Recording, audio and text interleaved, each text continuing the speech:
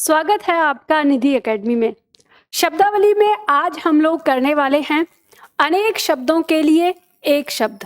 बहुत सारी परीक्षाओं में ये वाक्यांश के लिए एक शब्द के नाम से भी जाना जाता है। तो हम ये कह सकते हैं अनेक शब्दों के लिए एक शब्द या वाक्यांश के लिए एक शब्द। तो ये हमारी शब्दावली से दिया हुआ है। कई छात्र पूछ रहे थे कि मैम आप जो ये शब्द करवा रही हैं ये किस बुक से करवा रही हैं। तो ये हमारी शब्दावली बुक आती है, तो ये आप कहीं से भी ले सकते हैं, या तो हमारे एप्लीकेशन से जाके ले सकते हैं या फिर आप फ्लिपकार्ट या अमेजोन से भी ले सकते हैं, तो वहाँ पे भी मिलती है। तो उसी बुक में मैंने आपको जिस तरह से सेट 1 सेट 2 करके मैं आपको पढ़ा रही हूँ, तो वैसे ही करके इसमें दिया हुआ है। केवल ये शब्दों की बुक है और इसमें बहुत सुंदर ढंग से आपको दिया हुआ है जिससे कि आपको पढ़ने में मजा आता है। तो चलिए हम लोग यहाँ पे शुरू करते हैं पहला सेट। तो पहला सेट हमारा यहाँ पे दिया हुआ है। सबसे पहला शब्द है जिसके आने की तिथि न हो, उसको एक शब्द में हम कहते हैं अतिथि। और दूसरा शब्द आता है अतिथि की सेवा सत्कार करने वाला, उसके लिए एक शब्द में हम कहते हैं आतिथ्य। अब ध्यान दीजिएगा, इस बुक में मैंने जो शब्दावली को बनाया है वो इस तरीके से बनाया है ना, इस तरह से डिजाइन किया है कि जिससे आप कम मेहनत में ज्यादा से ज्यादा चीजें याद कर सकते हैं। अब जैसे हम यहाँ पे देखें, हम ऐसे तो पढ़ रहे हैं अनेक शब्दों के लिए एक शब्द या वाक्यांश के लिए एक शब्द, लेकिन यहाँ हम विलोम शब्द भी अच्छी तरह से जानते हैं और साथ ही साथ हम इसमें विलोम शब्द के साथ साथ हम इसके पर्यायवाची या हम इसके साथ साथ इस शब्द में कौन सा प्रत्यय लगा है, कौन सा उपसर्ग लगा है, किस तरह से ये शब्द बने हैं, ये सारी चीज भी हम यहाँ पर देखकर चलते हैं। तो हम यहाँ पर देखते हैं कि अतिथि शब्द को अगर हम ऐसे देखें तो अतिथि शब्द में अ उपसर्ग हमारा लग के बना है ये शब्द अतिथि। तिथि यानी समय, दिनांक, अ माने नहीं, तो जिसके आने का कोई दिनांक ना हो, आने की कोई तिथि ना हो, तो वो अतिथि हो गया यानी मेहमान। और आतिथ्य जो शब्द बना हुआ है, अगर हम इस पे ध्यान दें तो ये शब्द बना है हमारा अतिथि शब्द में ही हमने ए प्रत्यय जोड़कर ये शब्द बनाया है आतिथ्य।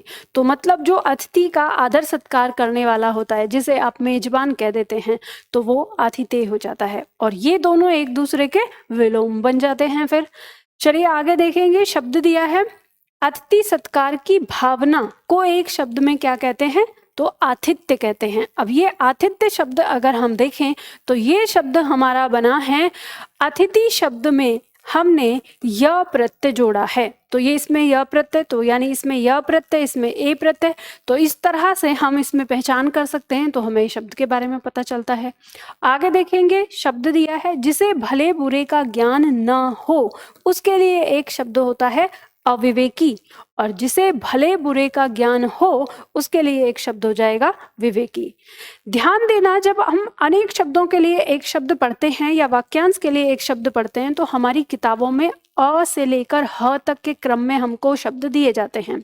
अब इसमें क्या होता है, बहुत सारे शब्द जो हैं हमारे आगे पीछे मिलते हैं, तो हमें समझ ही नहीं आता कि इनमें एक बारीकी का अंतर क्या है। तो मैंने यहाँ पे आपको जो एक जैसे शब्द हैं उनको एक जगह रख कर दिया है, जिससे कि आप उनके जो बारीक अंतर है उसको पहचानते हुए इन शब्दों को अच्छी तरह से याद कर सकें।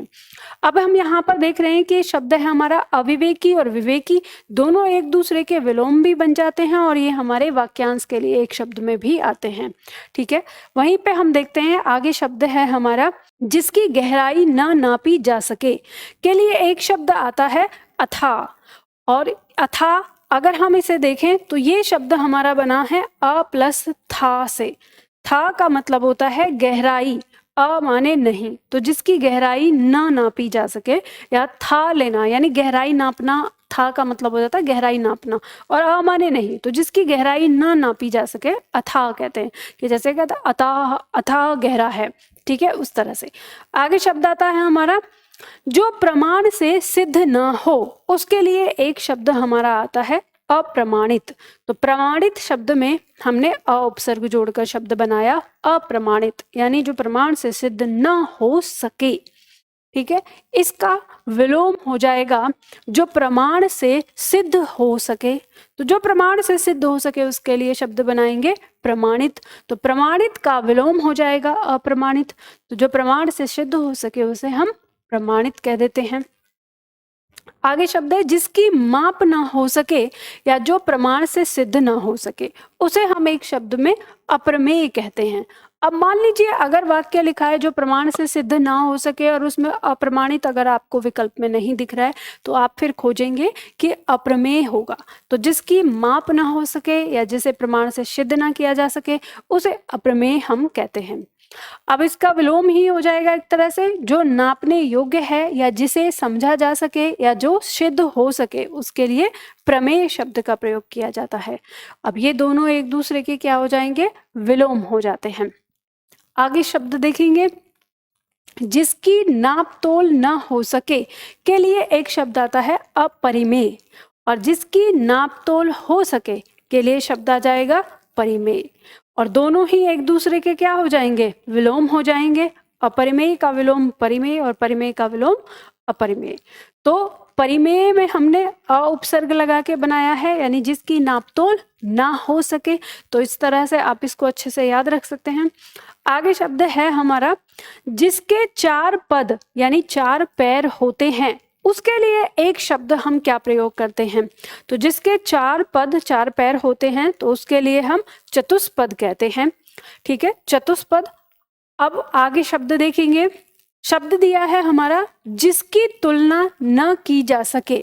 अब इसके लिए हम एक शब्द या तो अतुल्य रखते हैं या अतुलनीय कह देते हैं। तो जिसकी तुलना न की जा सके, और आगे दिया है जिसकी तुलना की जा सके के लिए एक शब्द है हमारा तुलनीय, और इसके साथ हम इसमें तुल्य शब्द भी लगा सकते हैं। ठीक है, ये कह सकते हैं कि तुल्य या तुलनीय। जैसे अब ये दोनों एक दूसरे के क्या बन जाएंगे, विलोम हो जाएंगे। अतुल्य और तुल्य, ठीक है, ये विलोम हो जाएंगे, और अतुलनीय और तुलनीय ये दोनों एक दूसरे के विलोम हो जाएंगे। और इनका मतलब ये है कि जिसकी तुलना न की जा सके, यानी हम किसी से उसकी तुलना न कर सके, उसके लिए कहते हैं ये तो अतुलनीय है। ठीक है, आगे शब्द है हमारा, जिस पर विजय पाना कठिन हो। तो उसके लिए एक शब्द होता है हमारा दुर्जय। आगे शब्द है, वह जिसे जीता जा सके या जिस पर विजय पाई जा सके, उसके लिए एक शब्द प्रयोग करते हैं हम जय, और जिसे जीता न जा सके या जिस पर विजय पाई न जा सके उसके लिए एक शब्द प्रयोग करते हैं हम अजय। अब यहाँ पे देखो तीनों शब्द दिए हुए हैं, अब इन तीनों को याद रखना है। अब आप वैसे ऐसे रटते जाते हो तो कई बार हमको अंतर समझ में ही नहीं आता, लेकिन अब देखो तीनों को एक साथ पढ़ोगे तो आपको अंतर समझ में आएगा। यहाँ सबसे पहले देखते हैं जय। जय का मतलब है जिसे जीता जा सके, यानी जिस पर विजय पाई जा सके। अब इस जय में हमने यहाँ पे दुर उपसर्ग जोड़ दिया, दुर प्लस जय, तो शब्द बन गया हमारा दुर्जय। तो दुर का मतलब हो गया कठिन। ठीक है, दुर का मतलब हुआ कठिन। अब यानी जिस पर जय, यानी जिस पर जीता जाए, किससे, कठिनाई के साथ, तो वो क्या हो गया हमारा दुर्जय। तो यानी जिस पर विजय पाना कठिन हो तो वो दुर्जय हो गया। अब यहाँ पे आ रहा है कि हमने अ उपसर्ग लगाया है जय में, तो यहाँ हम देख रहे हैं कि ये अ माने नहीं हो गया। तो जिसे जय नहीं किया जा सकता, यानी जिसे जीता नहीं जा सकता, उसे क्या बोलेंगे हम, अजय। तो इस तरह से तीनों में आपको अंतर समझ में आ गया। आगे शब्द है हमारा, वह जिसे पराजित न किया जा सके के लिए एक शब्द आ जाएगा अपराजय, और वह जिसे पराजित किया जा सके के लिए एक शब्द आ जाएगा पराजय। अब इससे पहले हम जय और अजय करके आए हैं, तो आप यहाँ पर ध्यान दीजिएगा कि शब्दों से आपको पहचान करनी है। वहां पे क्या कहा हमने, जिसे जीता जा सके तो जय कर दिया, और जिसे जीता नहीं जा सके उसे अजय कर दिया। अब ये पराजित, पराजित शब्द से लगा रहा है, वह जिसे पराजित किया जा सके तो उसके लिए हम कहेंगे पराजय, और वह जिसे पराजित नहीं किया जा सके उसके लिए कहेंगे अपराजय। तो पराजय में हमने अ जोड़कर इस शब्द को बना दिया। ये दोनों एक दूसरे के विलोम हो जाएंगे। और इसमें एक बात और ध्यान दीजिएगा कि इससे पहले जो मैंने आपको बताया, अगर हम विलोम की बात करेंगे तो ये दोनों एक दूसरे के विलोम होंगे। दुर्जय इनमें से किसी का विलोम नहीं होगा, ये ध्यान रखिए। ये एक नई विशेषता वाला शब्द बनता है जे से। तो जैसे हम पढ़ते हैं कि उपसर्ग से हमारे विलोम शब्द भी बनते हैं, पर्यायवाची भी बनते हैं और नई विशेषता वाले शब्द भी बनते हैं।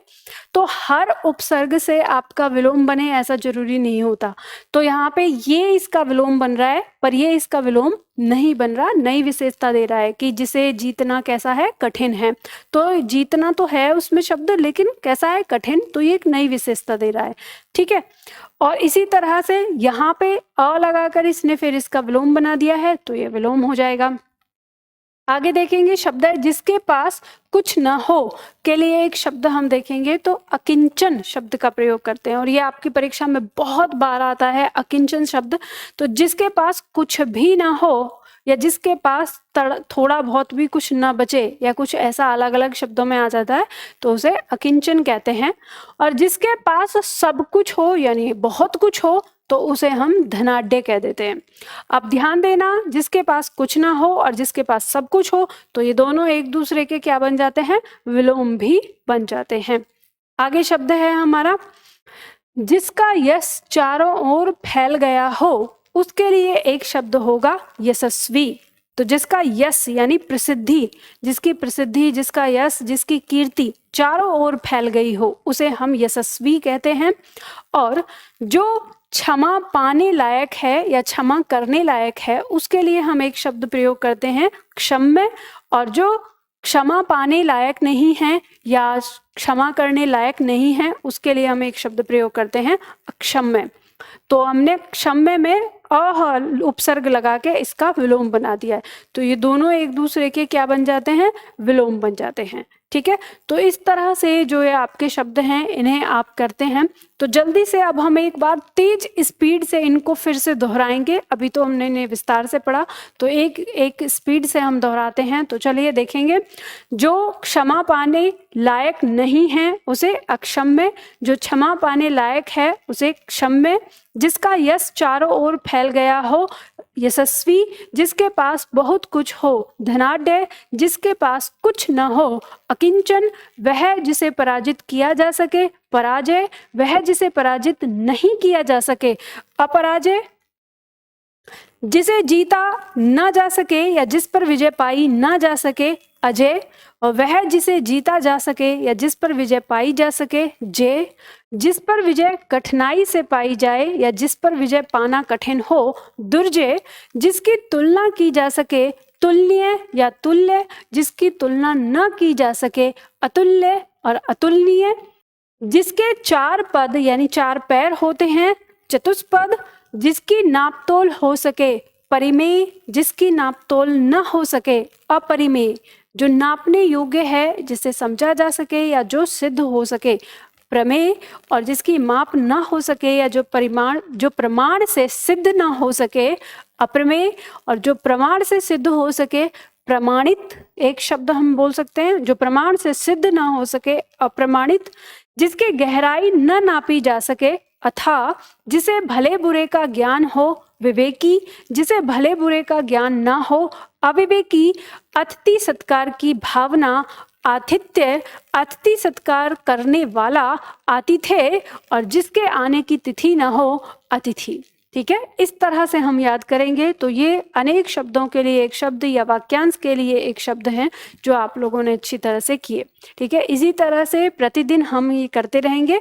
अब देखो, आज आपने ये इतना किया है, एक सेट किया है, तो आपका ये टास्क ये है कि जितने भी शब्द मैंने आपको बताए हैं इनको आप 4 बार, 5 बार, 10 बार, इतनी बार देखिए पूरे 24 घंटे में, कि ताकि ये आपको पूरा अच्छी तरह से याद हो जाए और फिर आप कल की क्लास में एक नई सीरीज के लिए फिर से तैयार हो जाएं।